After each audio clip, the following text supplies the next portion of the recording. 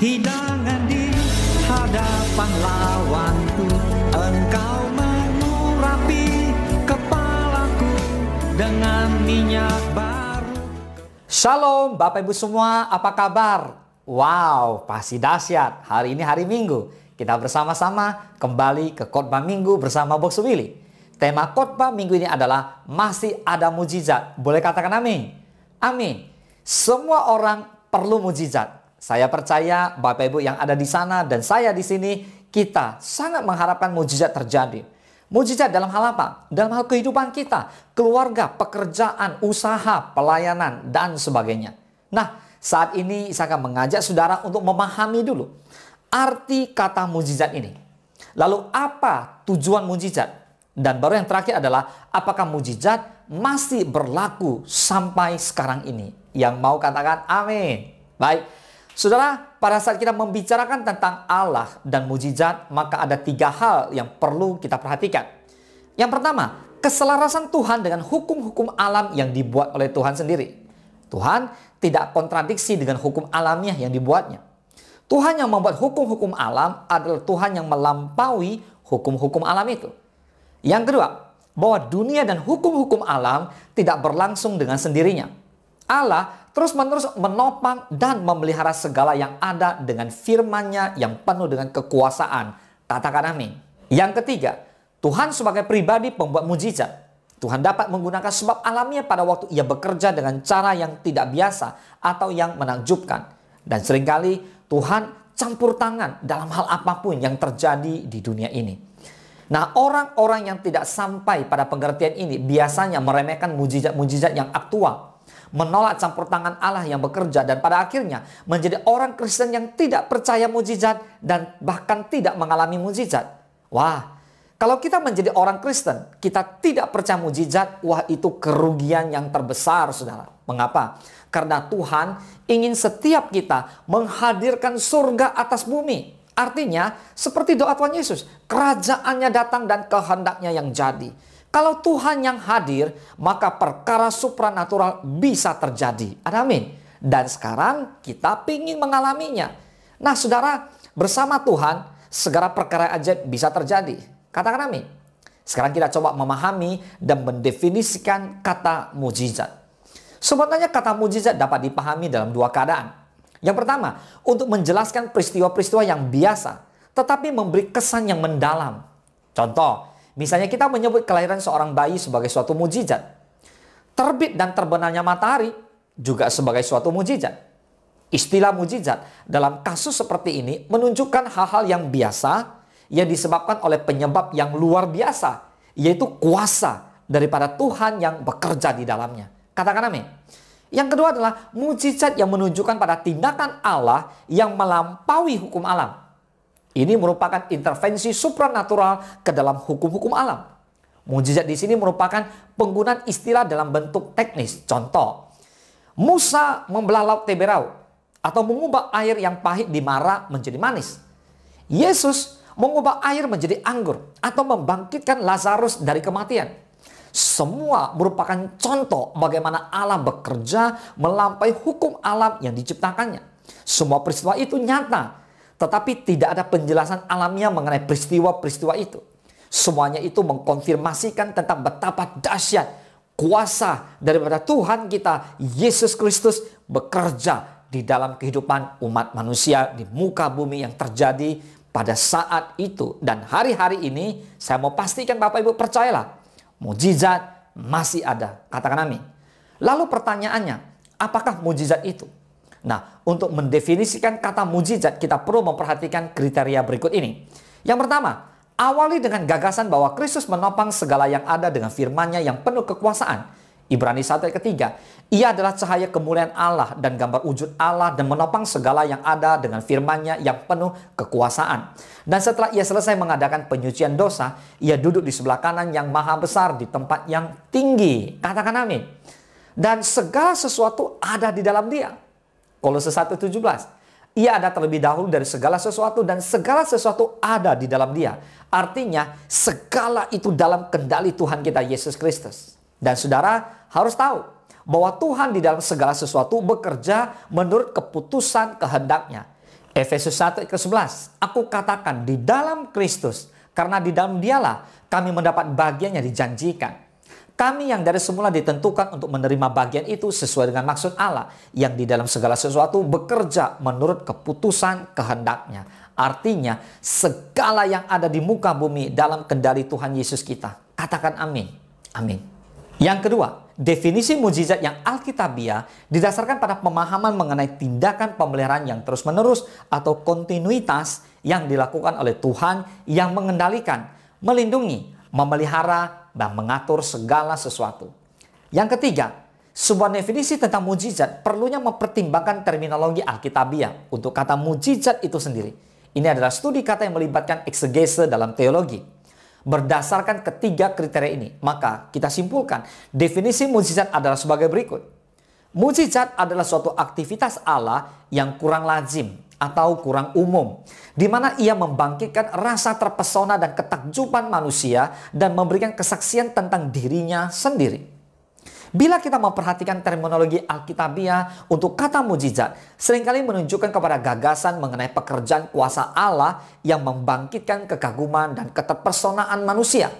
Kata Ibrani, ot, dan Yunani, semeon, umumnya diterjemahkan dengan kata tanda. Artinya, sesuatu yang menunjuk kepada atau mengindikasikan sesuatu yang lain, terutama mengacu kepada mujizat yang menunjukkan adanya aktivitas dan kuasa Allah.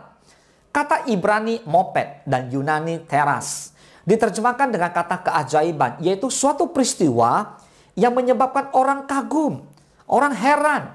Nah, kata Ibrani gabura dan Yunani dunamis diterjemahkan dengan mujizat atau pekerjaan yang berkuasa. Artinya, suatu tindakan yang memperlihatkan kuasa besar, terutama kuasa ilahi yang mengacu pada mujizat. Boleh katakan amin? Nah, inilah semua pengertian mujizat. Sekarang kita lihat yang terakhir tentang prinsip-prinsip mujizat. Sehingga kita bisa yakin bahwa mujizat masih ada dan sampai hari ini tetap terjadi. Boleh ada amin? Amin. Prinsip mujizat yang pertama, percaya dulu baru mengerti. Artinya mujizat masih ada. So kita harus percaya dulu. Sudah harus percaya bahwa mujizat masih ada. Tidak perlu pengertian kita di awal. Ngerti nggak ngerti bukan persoalan penting. Karena Tuhan Yesus penting kita adalah percaya kepadanya. Amin. Yohanes 11 ayat ke-6. Namun setelah didengarnya bahwa Lazarus sakit, ia sengaja tinggal 2 hari lagi di tempat di mana ia berada. Bagaimana cara Tuhan Yesus membuat mujizat dalam kehidupan seorang Lazarus? Disebutkan bahwa ia adalah orang yang dikasihi Tuhan. Tapi Tuhan Yesus sengaja tinggal lebih lama 2 hari lagi. Yesus tidak cepat-cepat ke tempat Lazarus. Waktu Tuhan Yesus datang, Lazarus telah mati. Nah, waktu menurut Alkitab ada 2. Yang pertama adalah kronos, waktu manusia. Menurut Maria dan Marta sudah terlambat. Tapi menurut Tuhan berbeda. Kita lihat yang kedua, kairos, waktu Tuhan. Bagi Tuhan tidak pernah terlambat. Katakan amin. Mujizat terjadi supaya kita belajar. So, jadilah orang percaya yang sabar menunggu kairos Tuhan. Kita lihat, kita percaya di tengah segala kesulitan yang terjadi. Yohanes 11 ayat 15. Tetapi syukurlah aku tidak hadir pada waktu itu. Sebab demikian lebih baik bagimu. Supaya kamu dapat belajar percaya. Marilah kita pergi sekarang kepadanya. Artinya, percaya dulu saudara. Baru mujizat terjadi. Dan waktu Tuhan adalah yang terbaik. Katakan amin. Nah, sekarang ada 2 model belajar. Nah, kita lihat dari berbagai gereja yang ada di muka bumi. Kita lihat yang pertama dari gereja di Korea Selatan yang dulu pernah mengalami begitu banyak mujizat. Nah, gereja di Korea Selatan dibangun atas darah martir-martir yang dianiaya. Nah, setelah bertumbuh demikian besar, Korea Selatan dilawat oleh Tuhan luar biasa di tahun 1990-an. Nah, terakhir akhirnya mengalami penurunan lagi. Penyebabnya adalah masyarakat di sana mulai hidup makmur. Lalu negara memberi angin segar kepada kekristenan di Korea sehingga terjadi adalah tidak adanya penganiayaan. Jadi saudara, ternyata penderitaan itu lebih baik daripada kita hidup di dalam tanpa penderitaan. Makanya tidak pernah salah Alkitab menuliskan kalau kita mau ikut Yesus, Tuhan bilang apa? Kita harus mengalami penderitaan. Kita harus mau memikul salib, kita harus mau menyangkal diri. Amin. Oke, berikutnya kita lihat yang kedua. Oral Roberts ketika kecil gagap dan sakit paru-paru. Apa yang kita bisa belajar dari model kedua ini? Kita lihat, orang tuanya Oral Roberts yaitu orang yang beriman. Ia selalu dibawa ke semua tempat KKR. Ketika dia suatu KKR, ia didoakan dan tiba-tiba melompat dari kursi dan berkata, "Saya disembuhkan, tidak gagap lagi." Dan saat itu ia menerima mujizat dari Tuhan. Katakan amin. Saudara, itu yang pertama. So kita harus percaya dulu, baru bisa melihat mujizat. Artinya percaya dulu, itu lebih penting. Yang kedua, mujizat terjadi karena ketaatan kepada Tuhan Yesus Kristus. Yohanes 11:40. Jawab Yesus, "Bukankah sudah kukatakan kepadamu, jikalau engkau percaya, engkau akan melihat kemuliaan Allah." Kalau orang yang tidak mengerti saat ini, bukan berarti mujizat tidak ada loh. Kalau kamu tidak percaya mujizat, bukan berarti mujizat itu tidak ada. Kalau Tuhan yang menyuruh sesuatu, percaya dan lakukan saja meskipun tidak masuk logika kita. Nanti di akhirnya baru kita akan mengerti. Nah, inilah prinsip mujizat yang kedua. Yaitu apa? Mujizat terjadi karena ketaatan kepada Tuhan Yesus Kristus. Ketika kita taat kepada Tuhan, itu berbicara tentang apa? Percaya dulu, baru mengerti. Jadi percaya di depan, mengerti di belakang. Ada amin? Nah, ini ada satu contoh yang menarik, yang bisa menjelaskan tentang percaya dulu tadi. Saudara, ada seseorang bertanya bahwa apa itu tempe. Nah, orang ini tidak pernah melihat tempe. Sampai orang ini datang ke Indonesia, baru dia tahu bahwa oh ternyata tempe seperti itulah. Baru ia mengerti setelah melihat. Kita pun nanti akan mengerti setelah kita melihat hasil dari ketaatan dan iman percaya kita. So percaya dulu baru mengerti. Ibrani 11 ayat pertama. Iman adalah dasar dari segala sesuatu yang kita harapkan dan bukti dari segala sesuatu yang tidak kita lihat. Oke, berikut kita lihat sebuah kesaksian yang luar biasa dari seorang hamba Tuhan di India, Evangelis Kurapati. Dia tinggal di suatu desa. Desanya cuma ada sedikit orang Kristen dan orang Kristen tidak dikasih air buat ladangnya. Ladangnya gagal panen. Lalu ia berdoa, Tuhan suruh ambil seember. Lalu doakan air di ember itu. Lalu ladangnya bisa menghasilkan panen 4 kali lipat dibanding ladang orang-orang biasa.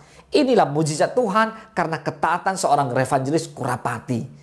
Berikutnya ada seorang artis terkenal yaitu Robby Sugara. Setelah 14 tahun berpisah dengan keluarganya, akhirnya bisa balik lagi kepada istri dan anak-anaknya. Kuncinya adalah sabar menantikan kairos Tuhan. Katakan amin.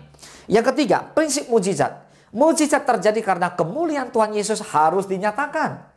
Yohanes 11 ayat 42. Aku tahu bahwa engkau selalu mendengarkan aku. Tetapi oleh karena orang banyak yang berdiri di sini mengelilingi aku mengatakannya supaya mereka percaya bahwa engkaulah yang telah mengutus aku. Mujizat harus terjadi atas motivasi yang benar dan tulus, yaitu untuk memuliakan nama Tuhan. Saudara, jangan coba-coba mencuri kemuliaan Tuhan. Yang melakukan mujizat adalah Tuhan. Kita bersyukur kalau Tuhan pakai kita menjadi alat bagi kemuliaan namanya. Boleh katakan amin? Mari Bapak Ibu, Boksu Willy mendorong Bapak Ibu semua untuk terus berdoa bersama-sama dengan keluarga Anda.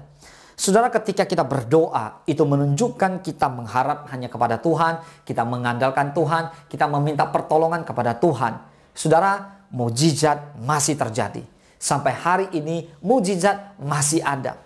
So kita terus berdoa agar mujizat terjadi dalam segenap kehidupan kita, dalam keluarga kita, usaha kita, pekerjaan kita, dan terutama pelayanan kita. Kita rindu Pentakosta ketiga terjadi, banyak jiwa-jiwa diselamatkan. Dan kita berdoa, kedatangan Tuhan Yesus Kristus kali yang kedua semakin dekat, semakin dipercepat. Dan kita semua siap diangkat oleh Tuhan Yesus di awan-awan permai.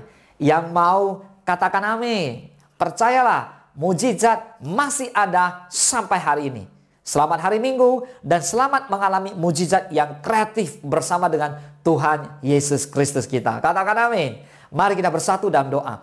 Bapa di dalam surga, terima kasih. Kami percaya mujizat masih ada. Kami berdoa buat setiap umat Tuhan yang mengikuti khotbah online ini. Kami berdoa agar iman mereka semakin berhari, semakin bertumbuh. Semakin percaya, semakin hidup mengandalkan Tuhan. Apapun yang mereka alami, Tuhan Yesus tolong dan campur tangan. Buat mereka yang punya masalah dalam keluarga, dalam kesehatan, dalam pekerjaan, dalam pelayanan. Apa saja mereka gumulkan. Tuhan, kami berdoa agar mereka hanya berharap kepada Tuhan. Berdoa pertolongan daripada kuasa Roh Kudus turun atas atas apapun yang mereka gumulkan. Mari kita bahasa roh.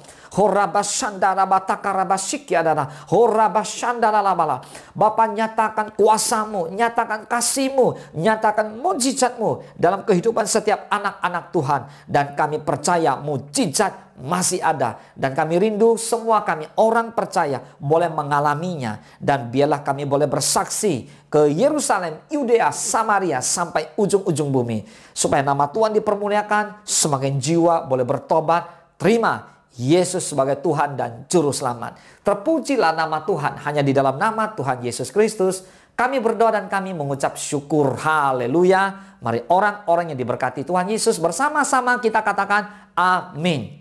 Selamat hari Minggu. Tuhan Yesus memberkati. Engkau sediakan hidangan di hadapan lawanku. Engkau mengurapi kepalaku dengan minyak baru. Ku sembah Kau Tuhan, ku sembah Kau Yesus. Ku tinggikan namamu di atas segalanya. Ku sembah Kau Tuhan, ku sembah Kau Yesus. Ku tinggikan namamu